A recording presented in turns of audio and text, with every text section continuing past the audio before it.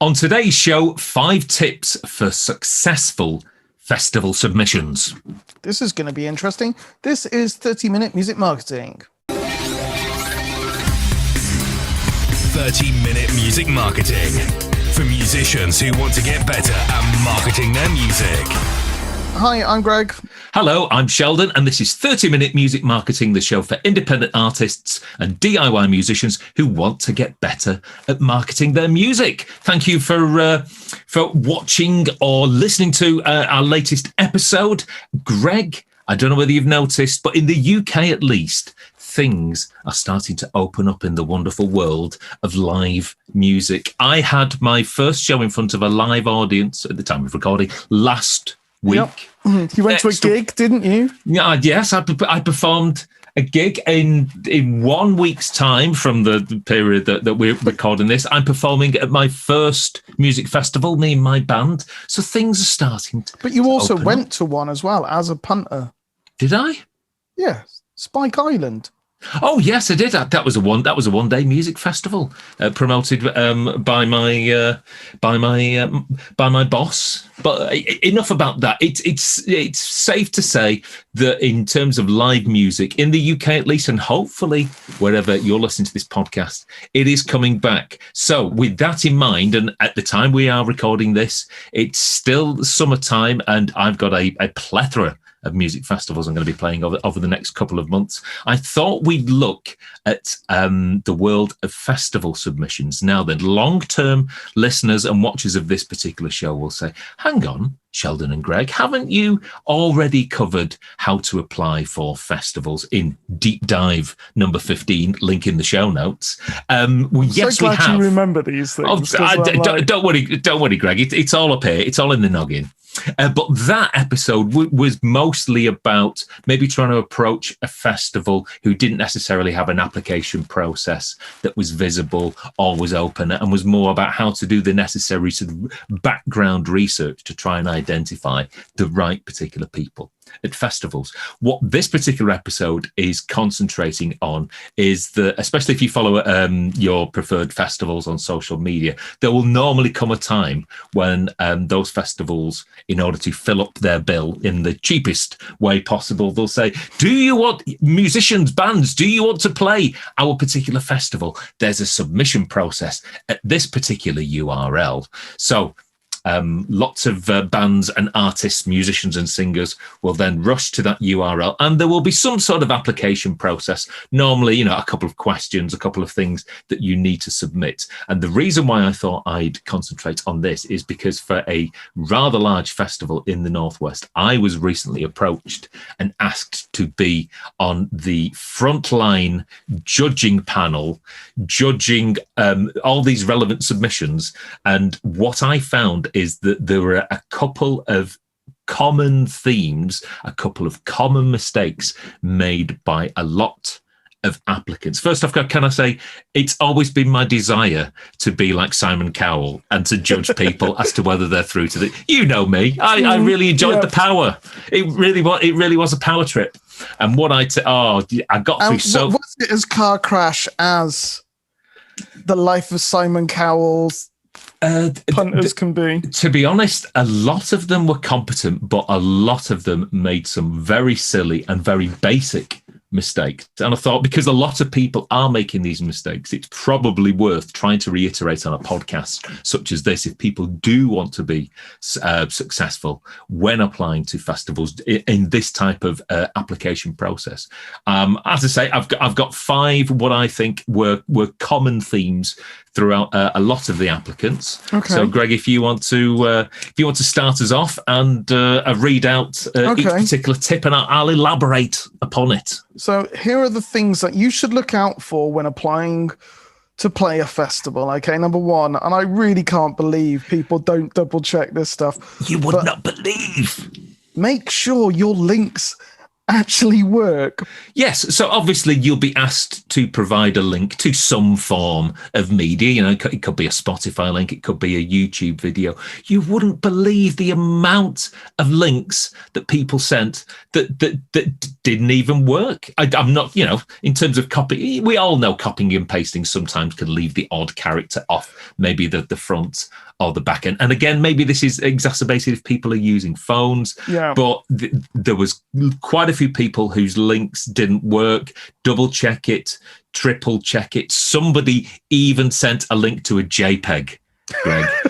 Send us a piece of music. They sent a link to a JPEG. And the thing is, this is one of those sort of simple sort of tests. It's like, if you can't be trusted to successfully send a Spotify link or a YouTube link, you can't be trusted by this festival. You can't be, when they say you need to turn up at 3:00 at this particular stage on a particular day, if you can't get that right, in terms of sending the link, you're not going to be able to actually successfully appear where you're sort of supposed to. So it's a good test of character in a way. But for goodness sake, whatever you're copying and pasting into a form, copy it maybe into a notepad or a WordPad first, and then copy from there into a browser. Make sure it works.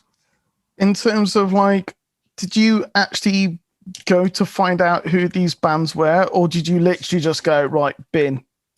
You know what? Because this was the first time I'd done this, even if the particular artists in question, their links didn't work, I did a little bit of extra research on a couple of them, to try and find things. I gave them the benefit of the doubt. But the person who delegated this particular task to me said, she said, I've got 2,000 entries, and I was like, I need some help on this. So the person who's got 2,000 entries in front of them, they're not going to have the time or the inclination. And again, it's almost just like, this is your first test. If you can't pass first test impressions, 1, isn't it? Very much so. It would be like going to a job interview and realizing you've forgotten one of your shoes. Yes. Or you're approaching it in jeans and trainers when you've been asked to come in a suit. Yeah. So I can't believe someone sent a link to a JPEG. So if that's point number 1, attention to detail. Okay, next one. Use legitimate sites to host your media. So now, what do you mean by this? Well, you'll be asked to supply some form of audio and potentially some form of video. So that means you're going to be pointing to probably Spotify, because the majority of people have access to Spotify, even on a free tier. We're talking YouTube. We're talking SoundCloud. Those are your 3 primary sites that pretty much every person who's running this particular process will have access to. Some people were sending me to an Instagram page. It's sort of like, what? Again, if you've got 2,000 entries, you haven't got time to try and find out which one of these squares on a profile might contain some videos. Somebody sent me to a particular landing page. This was a dance music artist. When you get those dance music pages whereby you can go to, from this landing page, you can go to maybe Spotify or Apple Music or YouTube, your preferred music player of choice. And I went to...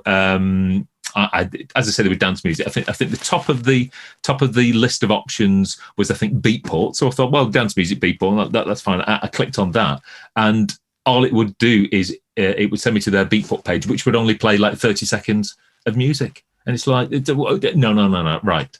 Let's get this sorted once and for all. For your media hosting, it needs to be SoundCloud, it needs to be YouTube, it needs to be Spotify. Don't give them anything else. Even SoundCloud. So, yeah, again, SoundCloud is perhaps more popular in certain genres that we're not necessarily into. It's still popular in hip hop. It's still popular in pop. And again, it's just one of those things whereby it's a music hosting site. And, people put demos on there. It doesn't necessarily have to be commercially released music. That's where SoundCloud will come in. Yeah, okay, SoundCloud, YouTube, Spotify. Don't give anything else. Okay, so you said earlier that there were like 2,000 submissions. Thankfully, I didn't have to wade through 2,000, but there were 2,000 just applying for this one festival, yes. Okay, so this one festival, was it a big festival or a small festival? Medium-sized. They're officially classed as a medium-sized festival. I won't name them. Just okay, fine, all right. So if you're amongst the 2,000, What do you need to do to stand out from the crowd? Well, it's very strange that you should ask that, because you do in this application process. And again, there's probably only a certain number of fields whereby you might need to supply a music link, maybe a video link. So everybody who's applying needs to ask themselves, what can I do to make myself stand out from the crowd and be different? I've probably never told you this particular tale before, Greg. Many years ago, I was on a consumer tasting panel for tomato sauce. I was in the town centre, and somebody said, "Do you want to do a consumer taste test?" It's just like, yeah, come on, it's Saturday afternoon. I've got nothing else. When you say tomato sauce, do you mean tomato ketchup? Yes. Right. Okay. So I was presented with an array of paper plates and breadsticks in order to sample this tomato sauce. And the person who was guiding me through this test says, right, what I want you to do is I want you to rate the tomato sauce for things like sweetness and for saltiness and for tomatoiness. And it's funny because up until somebody pointing that out, I'd never actually noticed this. So I tasted the first one. And I can actually recognize the level of sweetness. I can recognize the level of saltiness, especially if you're eating it on its own. And I got to the second one. It's like, there is a difference between the level of saltiness and sweetness and tomatoiness of this one and the second one. By the time I got to the 8th, I couldn't taste it. They were all just tomato sauce. I got sauce blindness. And what happens when you've got 2,000 entries in terms of, say, for example, let's use the indie rock guitar band. You might listen to the first one and go, oh, right, yeah, I really quite like what they do. And I can objectively say whether it's good or not. By the time you get to your 20th and they're all producing music that sounds very much the same, it's really hard to distinguish and to objectively criticize and rate sort of bands. So over and above the quality of the music, you've got to try as an applicant to try and find some sort of way to make you stand out from the crowd.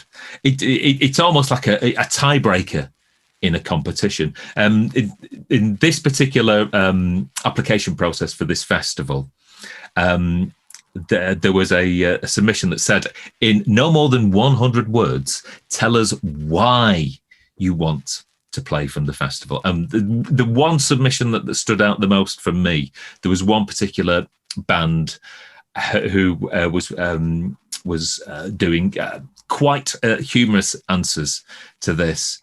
And the majority of people just said, we sound like X band, we sound like Y band, and we'd really like to play your festival. What a great opportunity.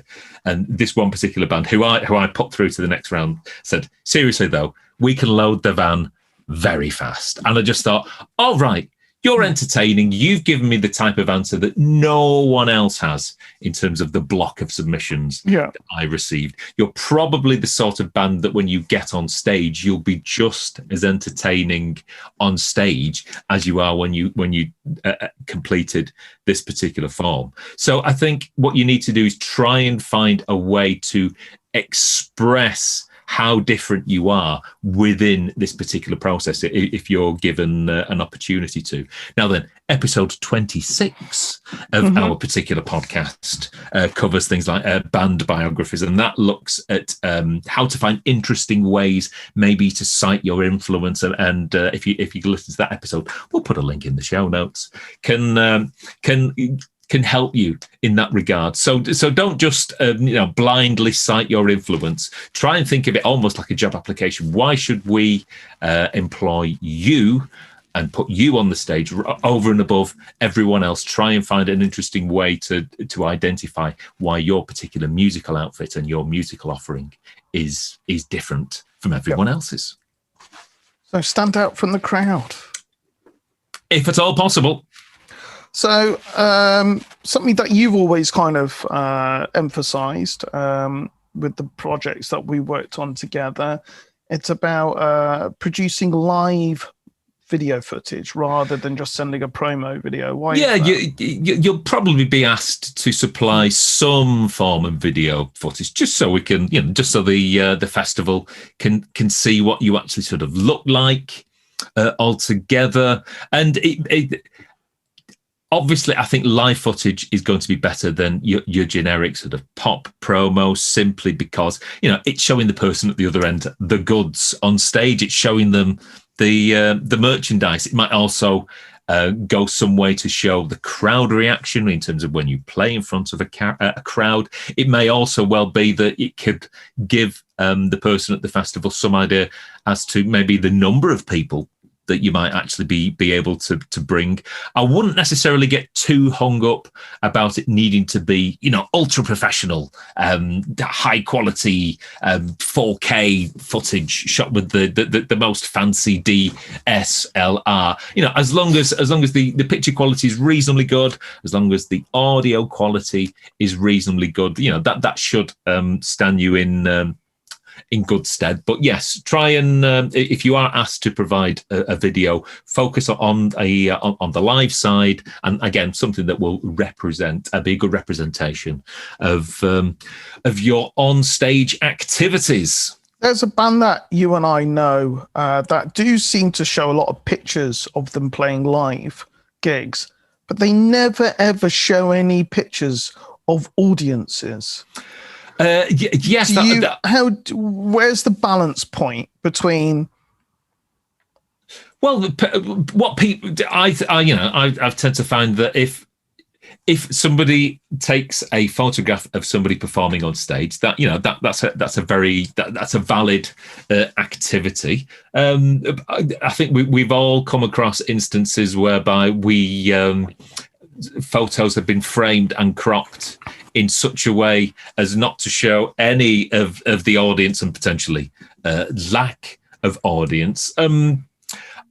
If you haven't got much in the way of an audience, don't worry too much about that. Again, they're concentrating on the performance and how you perform on stage. Again, if you're in a position where you might be able to bring lots of people, fine. If not, chances are that they're probably not paying you as a person playing the festival that much anyway.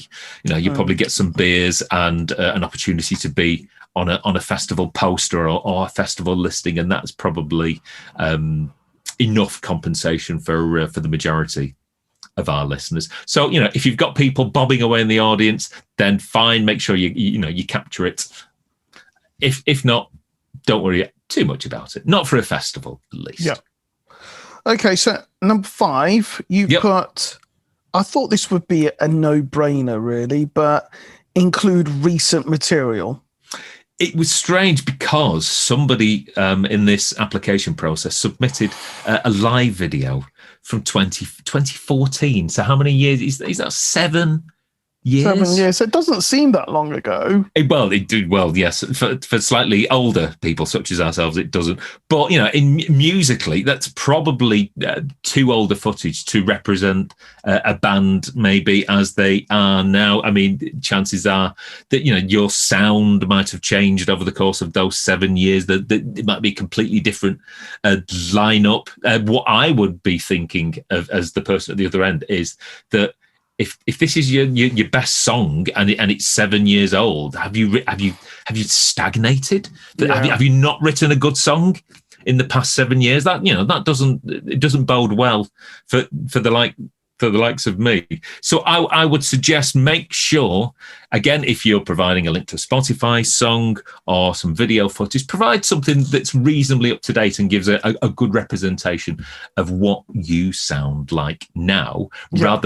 I think looking at the video footage, it was really nicely shot footage, and I think they were just trying to show themselves in the best possible light, as in, I haven't got any better looking footage than this. And good looking footage is great, but make sure it's current. Like I say, it doesn't need to be perfect. I think the person at the other end fully appreciates that not perhaps too many bands and artists have access to to semi-professional footage. They should do, of course, because as we know, we've discussed this many times on the show, it is an investment in your music career. Oh, yeah, but to be honest, it's not ridiculously expensive anymore. Not anymore, no. You don't, yeah, I mean, having jibs and kind of going all out does start to get expensive, but, you can produce pretty decent footage with just 2 cameras.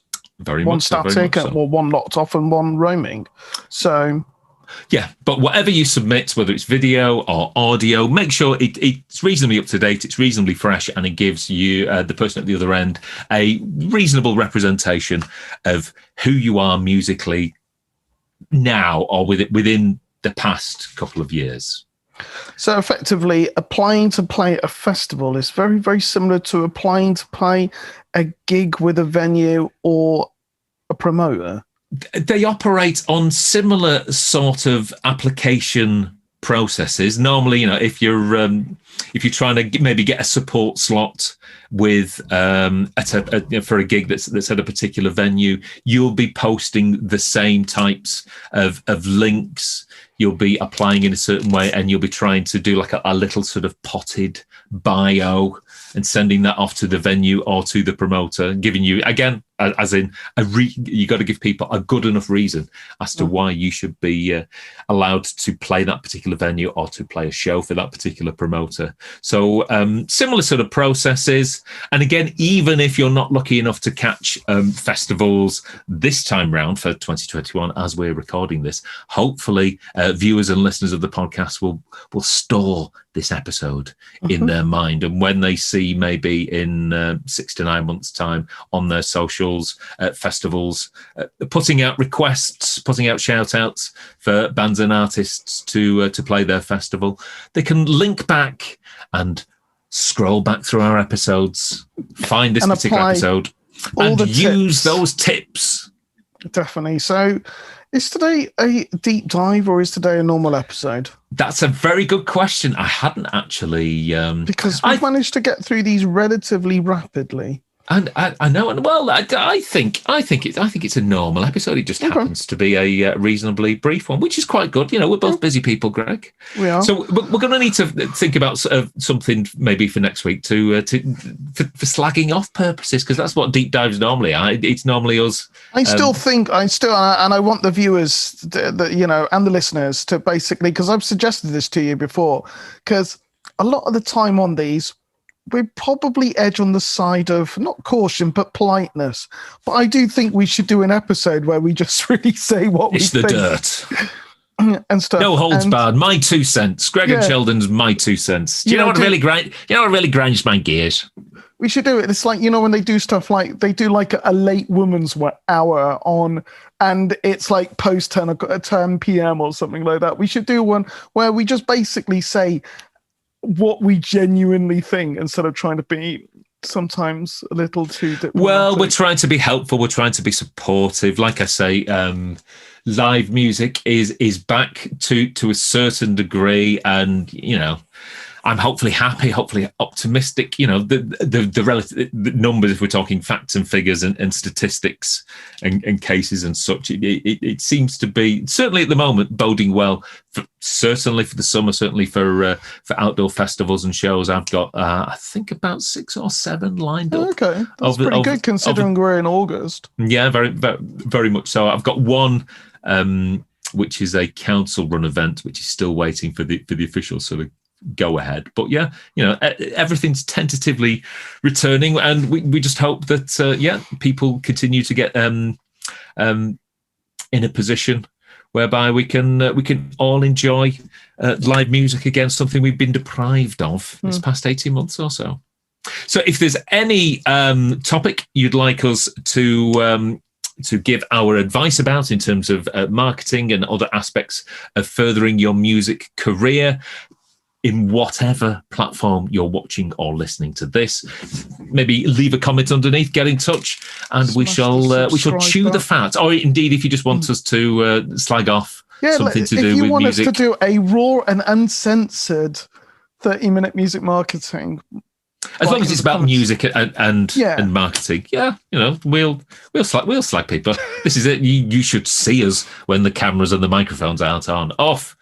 What a couple of gossips. So, but there you go. So that is today's 30-minute music marketing. So Thank if you you've for enjoyed watching. today's episode, as they always say, share it with a fellow musician friend, like, subscribe, share, all that malarkey, and we will see you on the next episode. Take care now. Bye.